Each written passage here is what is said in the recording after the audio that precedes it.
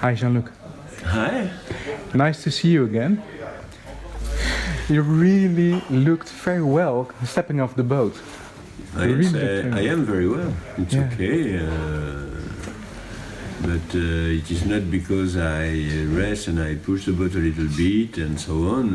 You are tired, but after you can rest, you can sleep, you can... I was never outside my limits. At one moment, you made a almost complete pitch pole with your boat. Yeah. So, did it impact you physically, or were you still quite safe, or were you bruised up? No, I was a little bit more anxious after, because when that happened and when you have again bad weather, you say, well, I capsized once, I can capsize too, and in Biscay the mast go twice like that. So you know, between the difference between to go like that and to go like that is very big for the boat. But the mast was injured and he has a hole, and if I capsize again, the mast will be down. But on the way, how did you manage to keep your mind fit? It's problem is your mind and your spirit, you know. In this kind of race, the physical problems are not very important. Everything is in your mind. If you have a mind of racer, if you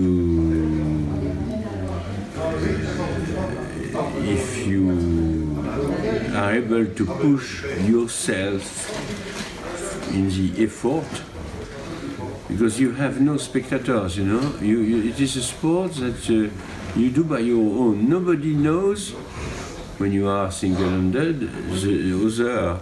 The others don't know how I manage the boat. If I want to stay in my sleeping bag during 24 hours, reading books or sleeping, and the boat has a swim reef and a storm jib, nobody knows.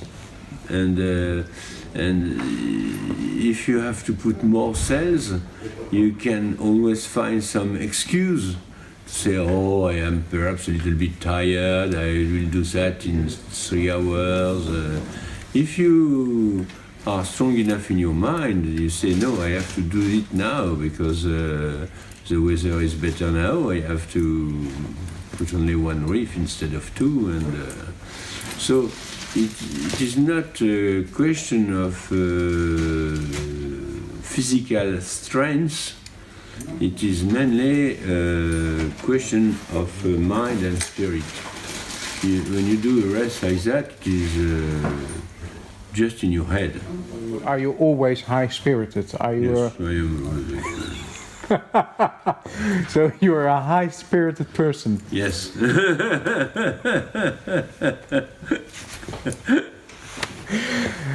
Extraordinaire. I don't know. Jean Luc, you had a big race. You did very well. You had a nice race with Mark Slats. At the beginning, I have a nice race also with Philippe Péchet. Yeah. And when he stops, for me it was a big... I was not very happy that he stops. Because Mark at that time was quite far from us. And when I arrived in Cape Town, he was about 1,000 miles or something like that. So after I think I was alone in the Indian Ocean and in the Pacific, and at the end, before to capsize, I was 2,000 miles ahead of the others. So 2,000 miles, you know, when you are racing and you are 2,000 miles. It's not a race anymore. Yes, it is not a race. It became a race in the Atlantic because as I do not push the boat. And I have not very good weather, so Mark take me miles and miles and miles and come back, and after I have to do my penalty, so I lost another day. And after I have 3 days of completely calm, but it was good because it make a new race. Have you ever thought about going into a harbor to fix your damaged mast? Yes, at the beginning when after the capsize, immediately I thought I cannot, I am obliged to stop and to fix the mast. I don't know how, but and the mast was like that. So I cannot do another thing than to go downwind. So during 1, 2, 3 days with this very bad weather, I think, and I look and so on, and I say, well, perhaps I can put a lashing here, and at the end I thought, but that's crazy because my mast is dead. It is not possible to repair the mast. So if I have to change the mast, why not to continue like that? And if I break it, I put my jury rig, and if it doesn't break, I can perhaps arrive to Resable. So it is what I have done. And you did. And I did. Yeah. I pressed Capon like that, and I did it. How do you describe your relationship with the other entrants? Before the race, we have a little bit of time to talk all together, but and we talk after the start of the race. I talk with Suzy, I talk with Mark, I talk with several people, Yuku. I was so much ahead that I cannot reach them by radio. So I lose them in the middle of South Atlantic. No, it was a radio problem. It was a radio problem? Yes. I cannot reach them because they were too far from me. Okay. And we have only a frequency on 4 megs. Mm-hmm. And you must be less than 500 miles, you know. Yeah. And that was the problem. So, and it is why I say that I was quite alone, because while being quite alone, that it's also a way that you like to be on the sea. No, I prefer to talk with the other competitors. I like that. I like to listen to what they say. I like. It creates a very good spirit between the competitors. You know, you exchange your position, you exchange the wind, you explain the weather that you have, and so on. What do you think that makes this race so special to just be here? Because it popped up, and then it was not a French race, it was a very special kind of beast, because it was from origin English, then an Australian popped up with the idea, and then suddenly it was here. What do you think about that? Does it fit here? Oh yes, I think so. I think so. I think it's very good that the race will start in 4 years, and I think it is a very, very good idea that Don has when he created this race. And I was quite upset to do not have this idea before him. Because it is an evidence for me. When I read the race, when I read the rules, I say, yes, why I don't think about that before? It's a brilliant concept, eh? Oh, yes. And mainly also because today we are people, ordinary people, they want to find the original things, and they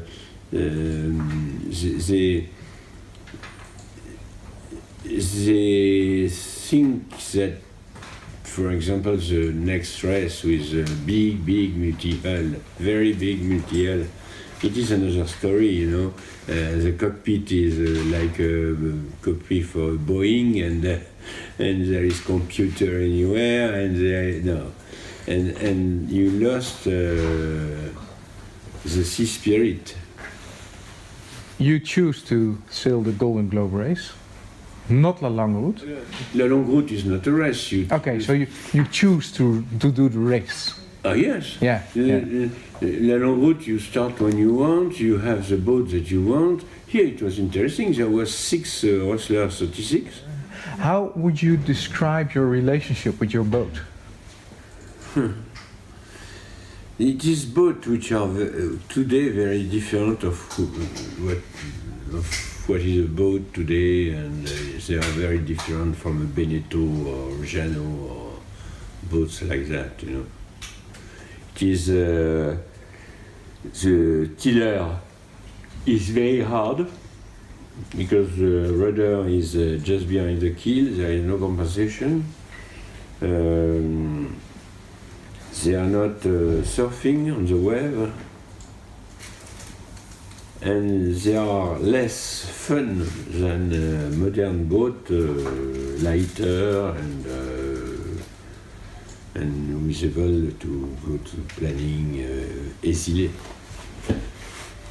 But it is boat who have an history and who are plenty in the mind of the people who buy this kind of boat. It is the same people sometimes who buy a Morgan, you know.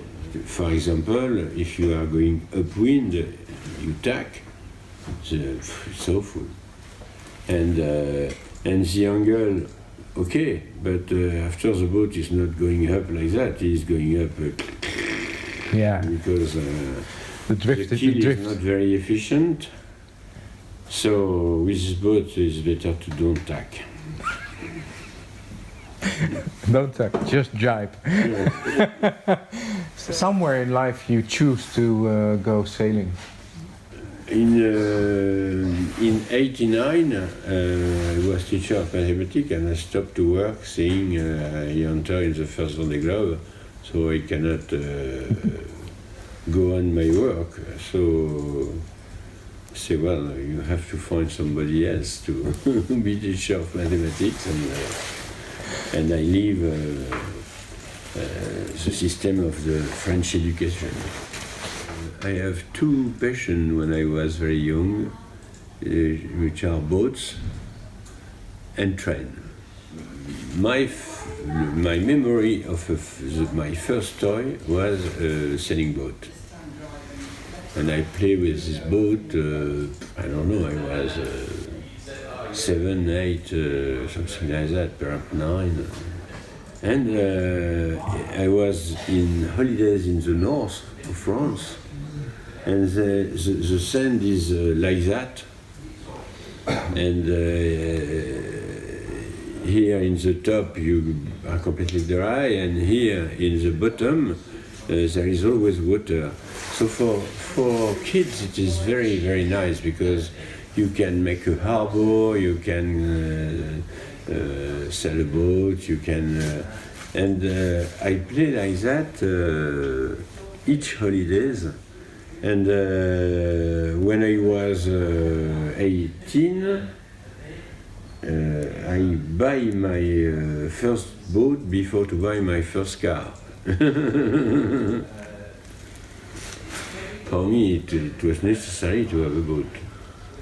Yes, and I read a lot of books also when I was young about Alain Gerbaud, Slocum, French guy who have been around the world, comment il s'appelle, Marcel Bardiot.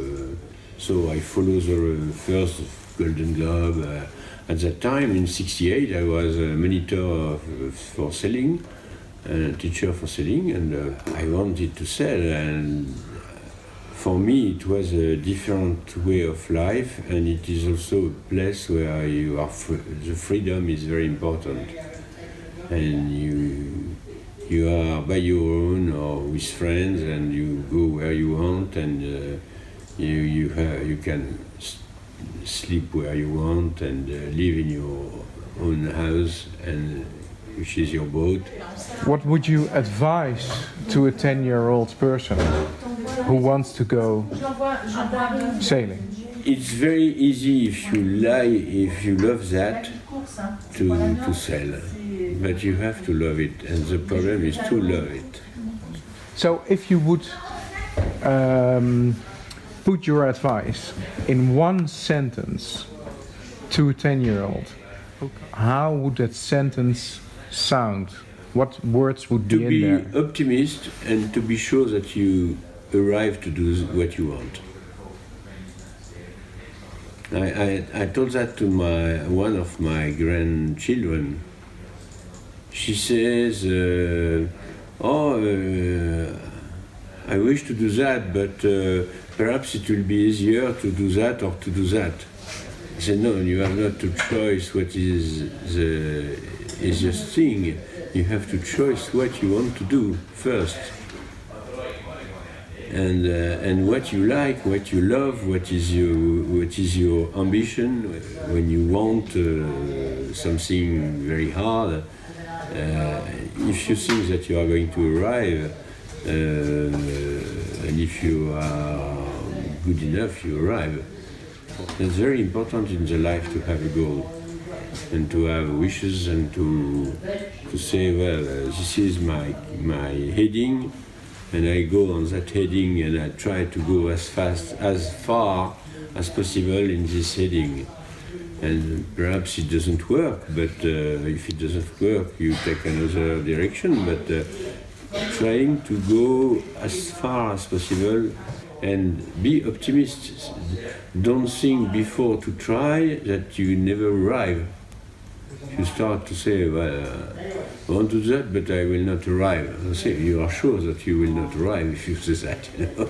It is like the people who say, I'm going to in the Golden Globe, but I will be happy to be 10th. If you are happy to be 10th, you will be never first.